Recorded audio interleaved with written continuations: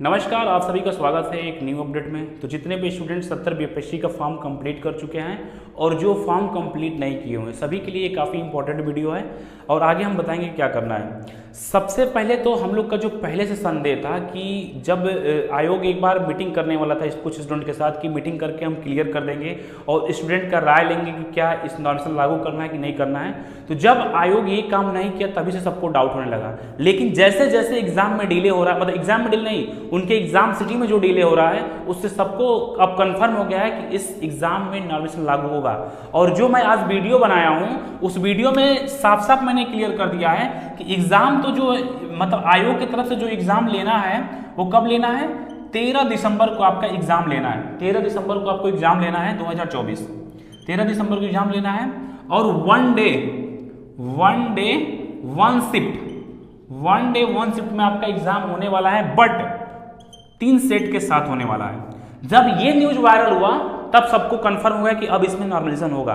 और आप खुद ये बताइए कि अगर आप 3 सेट बना रहे हैं, सेट ए, सेट बी और सेट सी, अगर आप 3 सेट बना रहे हैं तो आपको कम से कम ये चीज तो क्लियर कर देना चाहिए था कि हम इस सेट के अकॉर्डिंग, भले मेरा exam one day one shift में हो रहा है और ये मल्टीपल शिफ्ट में हो रहा है, तो कम से कम आपको ये चीज तो क्लियर कर देना चाहिए कि हम मल्टीपल शिफ्ट के लेवल को कैसे अलग एक इक्वल करेंगे। मान के चलिए कि इस सेट का पेपर का लेवल अलग होगा, इसका लेवल अलग होगा, इसका लेवल अलग होगा। अगर एक दिन में एक शिफ्ट में एग्जाम हो रहा है तो मल्टीपल शिफ्ट की क्या जरूरत है। तो आयोग का कहना है कि मैं धांधली को रोकूंगा, बट कभी इससे धांधली रुकेगा नहीं, धांधली और होगा। क्यों होगा? क्योंकि ये जो डिफरेंट सेट है तो इसके लेवल को कैसे आप इक्वल करेंगे, नॉर्मलाइजेशन से करेंगे। और नॉर्मलाइजेशन सबको पता है कि कितना अच्छा है कितना खराब है। नॉर्मलाइजेशन एक ऐसा सोर्स है जिसमें आउटसोर्सिंग, मतलब कि अंदर से सीट को कवर कर लिया जाएगा और आप कुछ कर भी नहीं पाएंगे। अब जैसा कि हम लोग के स्टूडेंट लीडर दिलीप भैया आज बीपीएससी ऑफिस गए थे और उन्होंने वहां पे जब गए तो उनको पता चला कि जो मेन ऑफिसर है, जैसे चेयरमैन है, सेक्रेटरी हैं और सब लोग हैं, ये लोग छुट्टी पे हैं। आप बताइए 13 तारीख को एग्जाम है, 13 दिसंबर को एग्जाम है और सभी स्टूडेंट परेशान है। जिनका फॉर्म कंप्लीट हो गया वही परेशान है, जिनका नहीं कंप्लीट हो तो परेशान रहेंगे ही रहेंगे। सभी स्टूडेंट परेशान है, सबको सस्पेंस है कि इतना क्या ऐसा कौन सा एग्जाम भैया जिसे राव का कोई एग्जाम नहीं हो रहा है। एक बीपीएससी अपना एग्जाम करा रही है, इसके पहले बहुत से एग्जाम बीपीएससी के हो चुके हैं, तो इस एग्जाम में इतना सस्पेंस क्यों है? क्योंकि इसमें पोस्ट सबसे ज्यादा है, 2000 प्लस पोस्ट है। और सबको पता है कि एसडीएम का काफी ज्यादा इसमें पोस्ट है, तो 2000 प्लस पोस्ट है इस बार। और इसको सस्पेंस इतना क्यों क्रिएट करना है? इसलिए क्योंकि ये लोग चाहते हैं, बीपीएससी चाहता है कि इसमें धांधली कराया जाए, अलग तरीके से धांधली कराया जाए। और अब सभी को महसूस हो भी गया, हम लोग पहले से वीडियो बना रहे हैं, पहले की वीडियो में बोल भी रहा था कि अगर नॉर्मलाइजेशन लागू हुआ तो फिर इसका सब लोग विरोध करेंगे, कोई इसका सपोर्ट नहीं कर सकता है, चाहे वो टीचर हो चाहे स्टूडेंट हो, कोई नहीं करेगा। तो नॉर्मलाइजेशन अब लागू होते हुए इस बीपीएससी वाले एग्जाम में देखने को मिल रहा है। तो इसके बाद से दिलीप भैया ने डिसीजन लिया है कि अब हम लोग को रोड पे आना पड़ेगा। अगर हम लोग सब लोग साथ में रोड पे नहीं आएंगे तो फिर इसमें सिलेक्शन उन्हीं का होगा जिनका नहीं होना है। अगर आप पढ़ते रह जाएंगे आपका कभी सिलेक्शन नहीं होगा, आप घर पे बैठे रहिए, कुछ नहीं होने वाला है। अब सभी स्टूडेंट को, सभी टीचर को, अगर टीचर जितने भी सभी फेमस टीचर हैं सबको अपने अपने प्लेटफॉर्म से एक वीडियो बनाना है और वीडियो बनाने के थ्रू रिक्वेस्ट सबसे करिए कि इस धरने को सफल बनाया जाए। और इसके बाद आप लोग के साथ एक और खेला होने वाला है, मैं बता दे रहा हूं, आप सभी लोग के साथ एक बहुत बड़ा खेला होगा। 5 तारीख तक छुट्टी है, 5 दिसंबर तक छुट्टी नहीं है, मतलब 5 दिसंबर तक जो मेन ऑफिसर हैं वो छुट्टी पे हैं, तो 5 दिसंबर के पहले कुछ होने वाला नहीं है। अब जो धरने का डेट डिसाइड किया गया है 6 दिसंबर डिसाइड किया गया है। क्या डिसाइड किया गया है? 6 दिसंबर 2024 को डिसाइड किया गया धरने का डेट। और सभी स्टूडेंट को आना है, चाहे वो बिहार का हो, चाहे वो पटना का हो, चाहे कहीं का हो, चाहे अदर स्टेट का हो, चाहे दिल्ली का हो। अगर आप लोग को सिलेक्शन लेना है तो सभी लोग को आना पड़ेगा, अदरवाइज ये भर्ती बहुत अंधकार में जाते हुए दिख रहा है। 6 दिसंबर को जो आप लोग का डेट निर्धारित किया गया है, अब यहाँ पे क्या होगा कि आप लोग के साथ थोड़ा सा एक माइंड गेम खेला जाएगा। बीपीएससी आप लोग पे एक्सपेरिमेंट कर रहा है कि जो मैं नोटिस पीछे से वायरल किया हूं उस पे विरोध होता है कि नहीं होता है। अगर आप लोग विरोध करेंगे तो फिर बीपीएससी उस चीज को खत्म कर देगा, अगर आप लोग विरोध नहीं करेंगे यूटी के साथ तो फिर बीपीएससी नॉर्मलाइजेशन लागू कर देगा और कोई कुछ कर भी नहीं पाएगा। अब देखिए, अब तक इनका एग्जाम सिटी नहीं आया है, अब तक इनका कोई भी एग्जाम सिटी नहीं आया। जब मैं वीडियो बना रहा हूं तो अब तक तो नहीं आया एग्जाम सिटी, ना एग्जाम, मतलब ये पता है कि 13 को होगा, ना तो एडमिट कार्ड का कोई इंफॉर्मेशन है ना तो कोई एग्जाम सिटी का इंफॉर्मेशन अब तक। अब आयोग क्या करेगा?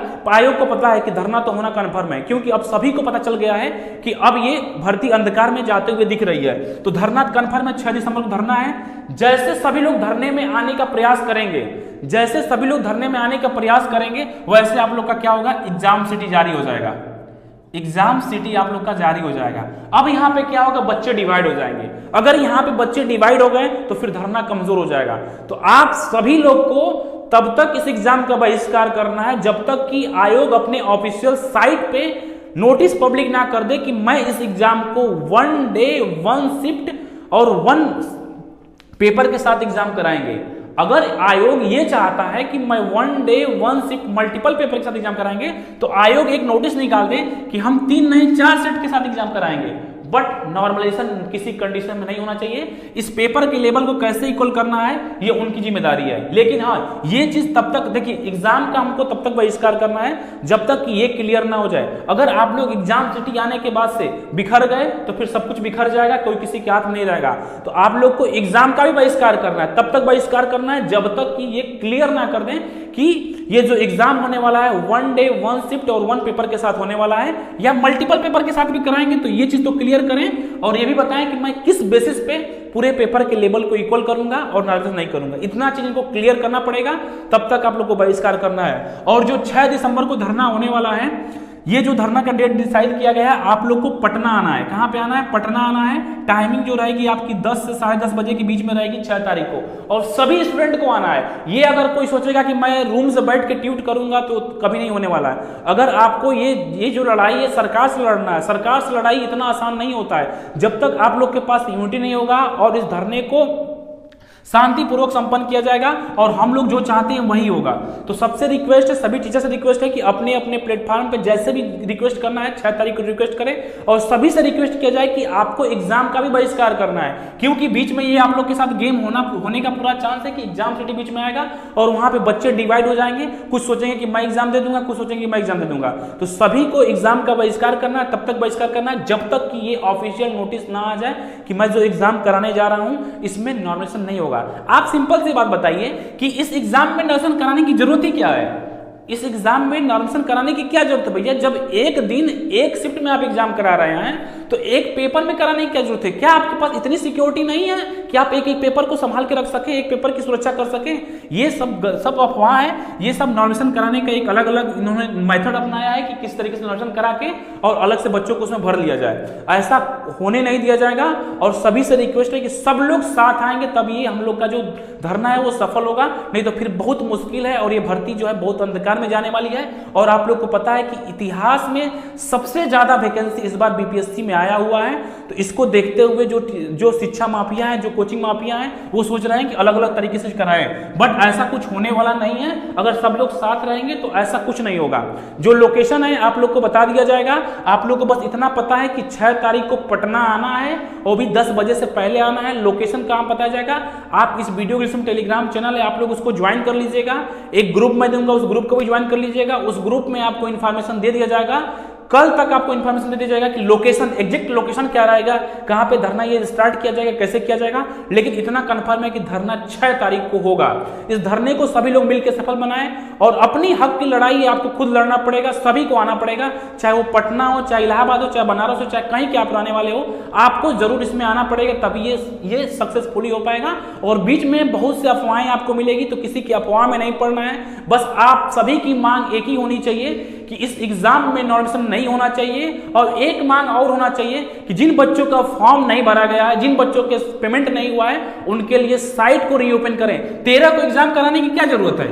इतना सस्पेंस क्यों क्रिएट कर रहे हैं? आप 13 को ना करा के आप 23 को कराइए, लेकिन जो समस्या है उसको क्लियर कर दीजिए। जिन बच्चों का फॉर्म नहीं भरा गया है उन बच्चों का फॉर्म के लिए साइट को रीओपन किया जाए, क्योंकि मैक्सिमम बच्चे फॉर्म नहीं कंप्लीट कर पा रहे हैं। कम से कम आपको ये चीज तो ध्यान है, आपको पता भी है कि मेरी साइट नहीं चली थी लास्ट टाइम में, उसके बाद भी आप इतना लापरवाह कैसे हो सकते हैं? बहुत से बच्चे ऐसे हैं जिनका पेमेंट नहीं हुआ है। पेमेंट क्यों नहीं हुआ है? क्योंकि लास्ट के 4 दिन आपकी साइट नहीं चली थी। जब लास्ट के 4 दिन आपकी साइट नहीं चलेगी, जिनका पेमेंट सक्सेसफुली कट गया है फिर बट सक्सेसफुली हुआ नहीं, तो उनकी क्या गलती है?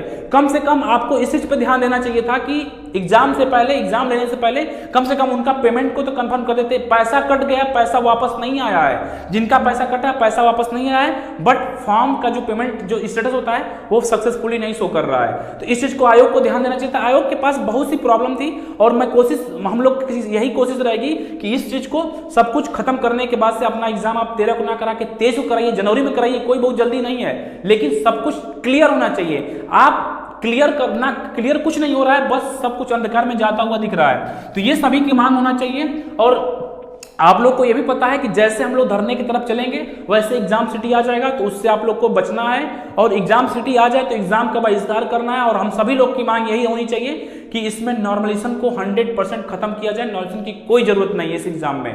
बाकी जैसा भी अपडेट होगा आपको टेलीग्राम के थ्रू बता दिया जाएगा।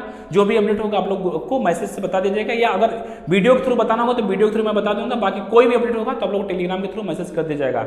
मिलते हैं आप लोग को नेक्स्ट अपडेट में। धन्यवाद, जय हिंद।